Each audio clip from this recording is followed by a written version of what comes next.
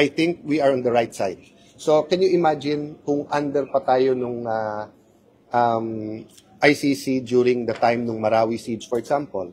So do you mean pag naglabas sila bigla ng arrest warrant sa ilan natin mga general or ilan sa mga matataas na, let's say, cabinet members, pwedeng isakay sa aeroplano, dalhin lang doon?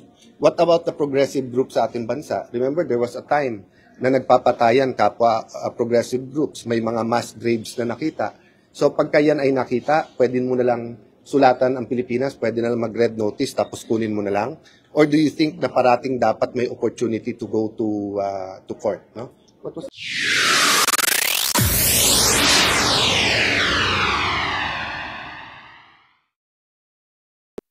tatlong topic. First, the budget. We all want to emphasize na pag may ganito kalaking disruption at gulo, it's such a big opportunity for real change. So on Thursday, we're going to start, di ba, with the DBCC. Kung usual na naman yung question natin na will we be able to collect enough, ano ang dollar exchange rate, ano ang porsyento ng Mindanao, Visayas, Luzon. Those are all important and valid questions. But it's not the main question. The main question is, after lumabas yung massive corruption, and let me emphasize, hindi lang po yan sa DPWH, hindi lang yan sa infra.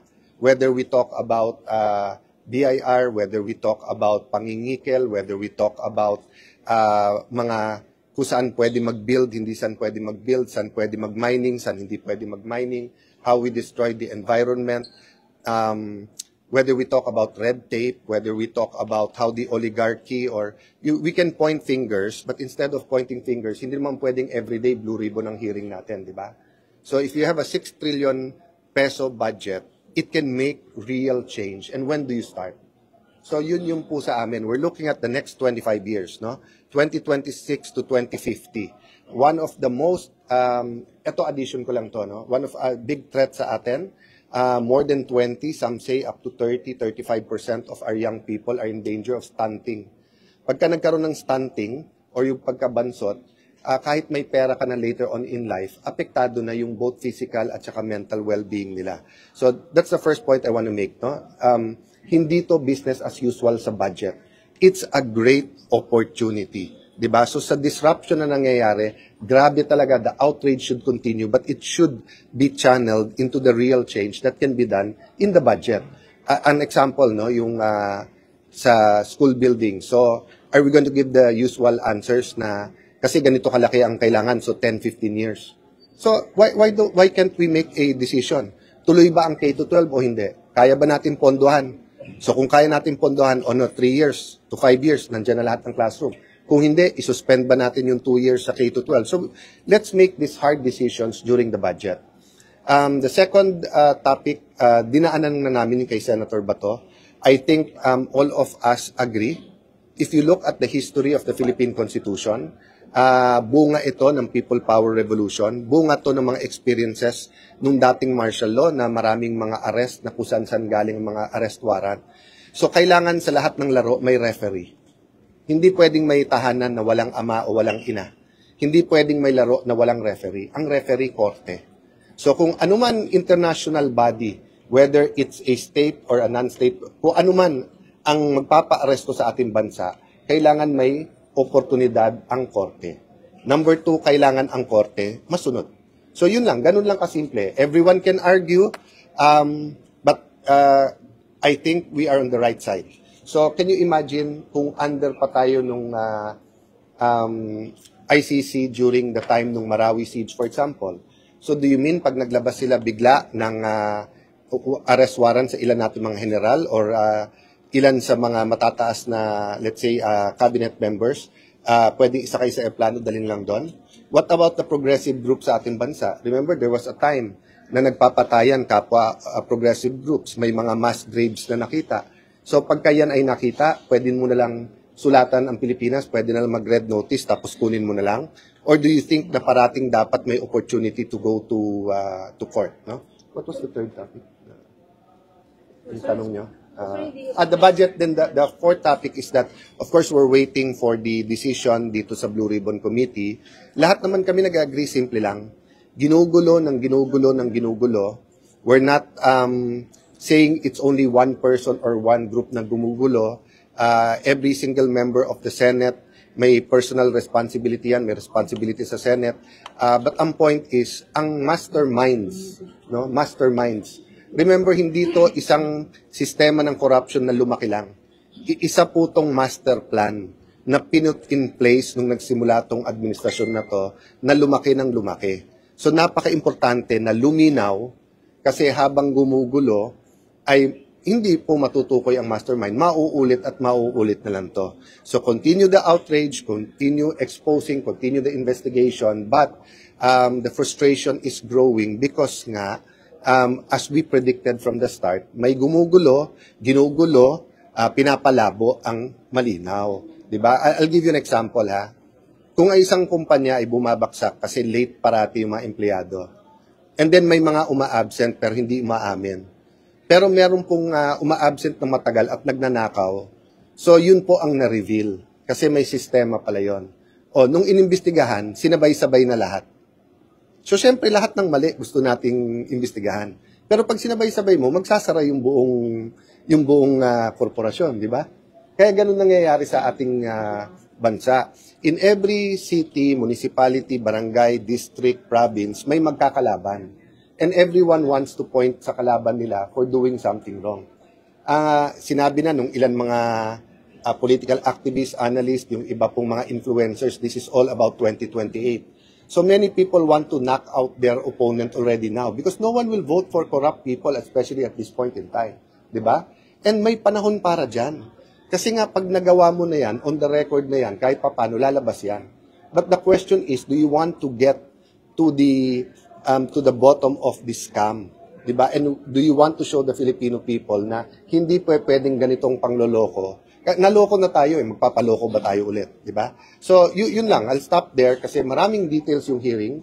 We didn't talk about the hearings of the details of the hearing, but yun nga ang pinag-uusapan namin lahat. Given na may budget, and we'll have to pause and finish the budget, how do we fix the direction of all of them? Yung ICI, yung Blue Ribbon Committee, DOJ, Ombudsman, kasi nga, nawe-weaponize pa rin kahit papano, wittingly or unwittingly.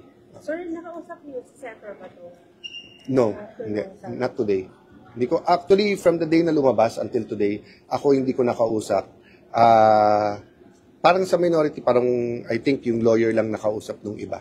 Ano may advice niyo, sir, sa kanya? Just in case na ma-confirm na meron preparation. So, prepare at pag alam naman nila kung ano magiging itsura na nung warrant kasi hindi to una na yung kay President Duterte. So, tapos yung tamang ihahain sa korte. And kung may debate man, no, kung applicable sa kanya yung extradition rules o hindi yung sinasabi ng DOJ, simple din lang Sino ba magre-referee? Pag sinabi ng ombudsman ganito, sinabi ni ES ganito, sinabi ni Bato ganito, sinabi ng media ganito, sino ba? Dapat korte, di ba? Yun lang ang pinaka-bottom line doon. Pagka tinanggal mo yung kapangyarihan sa korte, dictatorship na tayo. Sir, hindi niyo papayagan, sir, na mangyari yung nangyari katulad kay dating Pangulo? Well, pag sinabi mo kasing hindi papayagan, it's a question of authority and power, di ba? So, siyempre, kanino ba susunod ang mag-aaresto police? So, the question is doing what is right. So when there is a question this big, what's right is is there a danger in waiting and letting the court decide? Diba? Unlike President Duterte, sabi nung iba, baka maging emotional, baka mag-people pa. I don't know. Ang daming baka, ang daming kaya dapat hulihin ka agad. But kay Senator Bato, if he is detained or he's arrested here, and even given bail, and then i-decide ng korte, may danger ba kahit kanino? So yung NG petition, kailangan bang antayin muna bago mag-decide yung government? Yeah, I don't want to go into the details nga kasi detalye na yan ng abogado ni Senator Bato at saka ng International Criminal Court. Ang point ko, pagka hindi nagkasundo, sino ba ang magde-decide? Hindi naman pwede kung sinong admin, siya na lang. Kasi hindi na tayo rule of law nun. Rule of men na tayo. So kung kakampi mo ang administrasyon, hindi ka extradite o padadala sa international criminal. Pagkalaban mo, padadala ka. There has to be a final arbiter. And if you look at the Philippine Constitution, iisa lang yan, yung korte. Sir, yung extradition daw, ang sabi, kung state to state, Okay, pero ito sir, court to eh. Okay, International so court. Pilipino ka, kinukuha ka sa ibang bansa, wala kang tatakbuhan, kawawa naman tayo. Sir, yung surrender, Kawawa naman tayo. 'Di ba? Tayo na ang pinakakawawa sa buong mundo kung ang Pilipino ay kinukuha at dadalhin abroad at wala kang korteng pupuntahan. So, yung- Tignan nyo yung history ng Philippine Constitution. Before the 1987 Constitution, kung saan-saan nanggagaling ang arrest warrant. Kaya, except for certain strict exceptions, halimbawa sa Bureau of Immigration, na kapag pumapasok yung foreigner, pwedeng arestuhin ng BID, hindi ka pwedeng mag-aresto ng walang pahintulot ng korte. So kung may arrest warrant galing saan man, hindi ba ang pinaka-logical? Kayo ang mag-isip, kayo ang inaaresto ngayon. Let's say, kinover nyo yung drug war. May nag-testify ngayon na hindi ordinaryong media yan, yan ang nagtuturo. Yan ang nagsabing patayin yan si ganito, patayin. O, hindi ka pwedeng pumuntang korte. Pero international court to, sir. Tapos pumunta sa It- lower it's- court, it's- sa local court. It doesn't work that way. That's completely wrong. An international court is not higher than a local court. In fact, many local sovereign courts are higher than an international court. In fact, your local, kailangan payagan yung international. Kaya nga pwede kang umalis sa treaty. We don't have a world government. We have a Philippine government. That's totally, yung kung sino man ang analyst na nagbigay no, na mas mataas ang ICC, walang po yun, walang basis in law. So, sir, It's the local unlike yung di ba, yung RTC is higher than the MTC, CA is higher, but that's all local courts. Sa international, you have to give your consent. That's why even sa international tribunals, kailangan that's why the US is not part of the ICC. Kasi they did not give their consent. Senator, Si Senator, sabi hindi pa nakakausap si Senator. Yes, Bato. hindi pa. Yes. Walang kasi siya ngayon, would you advise him against hiding? Ang hirap magbigay ng advice sa sitwasyon, but I think the main advice should really be to our leaders, which is have faith in the Philippine criminal justice system, have faith in our courts. Kasi in the end, I might like or I might not even like yung decision ng korte. Baka nga sabihin ng korte, it's valid and send him there, then ibang debate naman yon. But sa akin, dun pa lang ako sa debate na pag nag-disagree tayo, sino magde-decide? So, for example, na disagree ako na pwede kayong mang-interview dito, lumabas na kayo ng Senate. Even if I was Senate President, ganun na lang ba yon? Di ba walang referee, walang arbiter, walang plenary, or walang korte na pwedeng magtanong? So, pag sinabi ko sa inyo na ngayon na bawal na cellphone sa Senate, at tingin yung labag yan sa freedom of the press, can't you not go to court? Di ba? Kung sinabi sir na pagtiwalaan yung ating justice system, that means what surrender si Senator Bato? No, it's not about surrendering eh. Kasi option naman nila na hindi nila ipadala kagad eh. Option naman nila i-surrender sa court natin eh. Sila naman namimili kung saan nila dadalhin. Kaya nga ginagamit yung word na kidnapping. So kung alimbawa ako, hinuli mo ako ngayon, dinala mo ako sa bahay mo, hindi ako sinurrender sa bahay mo. 'Di ba? Pero kung meron kang kahit anumang papel, sa korte mo ako isusurrender, or at the very least sa police, tapos yung police doon ako dadalhin. So yun po ang alangan talaga sa akin, na may sistema tayo sa bansa na kahit sino pwedeng damputin na lang. Tapos kung saan itapon. The world will continue to progress. There will be a lot of international tribunals. There can be you're talking about the International Criminal Court. What if we have an ASEAN Criminal Court? What if we have an Asian Criminal Court? What if we have a Thailand, Malaysia, Singapore, Indonesia Criminal Court? Yung ibig sabihin, kahit anong warrant na lang, hindi ka na pwedeng pumunta sa korte mo, tapos ipapadala ka na lang doon. You have to look at all the possibilities here. So nangyari na nung nangyari kay President Duterte, yung mga antay kay Duterte, natutuwa. Yung mga gusto kay Duterte, nalulungkot. Did it help us as a nation? Did it provide jurisprudence? Did it give us wisdom? May guidance ba? Ngayon kay Bato, meron tayong chance. Hintayin natin kung ano sabihin ng korte. Kung kailangan natin pabilisin yung korte, pabilisin natin. Makiusap tayong bilisan nila. So, sir, option ba na gawin niyang sanctuary yung Senate habang hinihintay ko nito sabihin ng korte? I would say na sana hindi na. Kasi ang kailangan mo ng sanctuary pag may extraordinary, di ba? So katulad ng mga kasama natin, di ba, na sorry, nasa dulo ng dila ko yung pangalan. Remember panahon ni President GMA, sila Teddy Casino, hindi rin lumabas ng house kasi hindi maaresto. Kasi nga, extraordinary yung sitwasyon. Why create that situation? So, if they think that they should arrest him, arrestuhin nyo, dalhin nyo sa police, dalhin nyo sa korte, let him file what he has to file, the bail, kung habeas corpus, kung ano man, then let him have his day in court. Kasi pag dito, magkaka-tension pa tayo eh. 'Di ba? Yung hindi lang natin pinag-uusapan dito yung institusyon ng Senate. Mas importante pa sa Senate is our democracy, our freedom, our sovereignty. So ang pinag-uusapan na dito ang isang Pilipino ba? Kaya lang naman tayo nagiging emotional kasi either gusto nyo o hindi natin gusto si Bato eh. Pero sabihin mo si Juan de la Cruz. Tanggalin niyo lahat ng pangalan ha. Si Juan de la Cruz ay may warrant ngayon galing sa abroad. Pwede bang kunin na lang at ipadala doon? I think any lawyer in their right mind or law student will say, sandali lang, dapat may korte muna magsabi kung valid yun o hindi. So, sir, wala kayong communication pa? Wala pa. Kay Senator? Saan ba to? Wala. Mag-e-effort ba kayo na staff? Ay, open lang kami and I think yung staff naman nila nandito. But usually kasi ganyan, it's not really a Senate matter. It's between him and his lawyer. But yung prayers at kung ano man support and of course advocacy. Diba? So, nung nagtanong kayo, hindi naman namin iniilagan yung mga questions. Sir, regarding dun sa hearing on Friday, considering sabi niyo nga mastermind, babalik ko si Senator Ping as chairman of the committee ng Blue Ribbon, and then sa Friday, invited si dating Speaker Romualdez, si Salvador, and then 17 Congress. Hopefully, magkaroon kami ng pagkakataon bukas at Thursday makapag-usap ulit ng minority. Gahon lang sa time ngayon. At yun nga, hindi kami kompleto. Tatlo ang wala. Tatlo ba? Dalawa. Ang wala. Dumating si Sen Bongo, so dalawa yung wala. But yun nga, we just agree in the principle na we have to go after the masterminds. And yung frustration, we feel the frustration of people.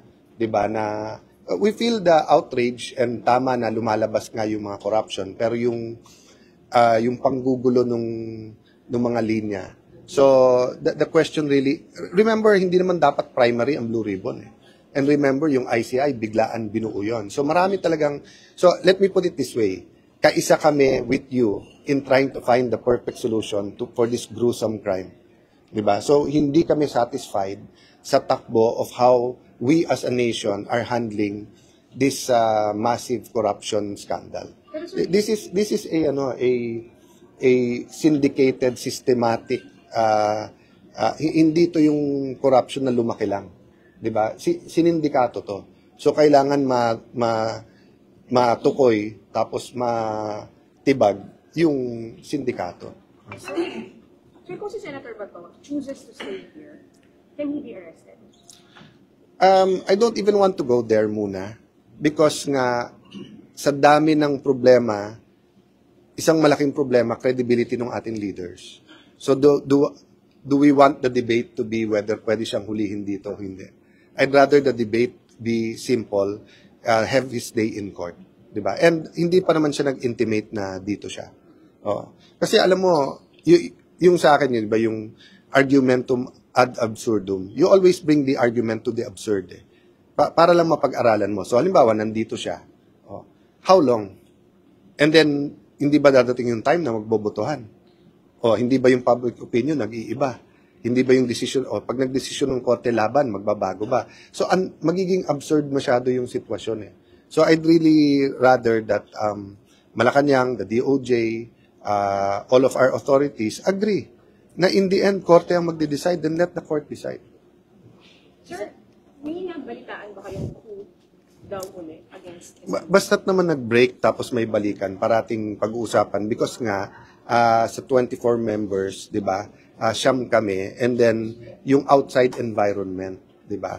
But having said that, usually pag maingay yan wala yan. Usually. So wala namang attempt na ano. Ay, people always talk about it. Everyone in the minority wants to be in the majority, 'di ba? Everyone thinks they can do a better job. But ako focused ako na may job ang minority ngayon. And I think our biggest job now is to give better ideas for the budget. Hindi to renewal to hindi to ordinary lang na parang let's do it better. Hindi, let's redo everything. So, yung minority will actively participate sa budget deliberation. Yes. At kahit dun sa Blue Ribbon Committee hearing para maganda yung direction. Yes. Pero syempre, hindi naman kami lahat member at the same time. So, magde-delegate din kami. Thank you, sir. Thank you everyone.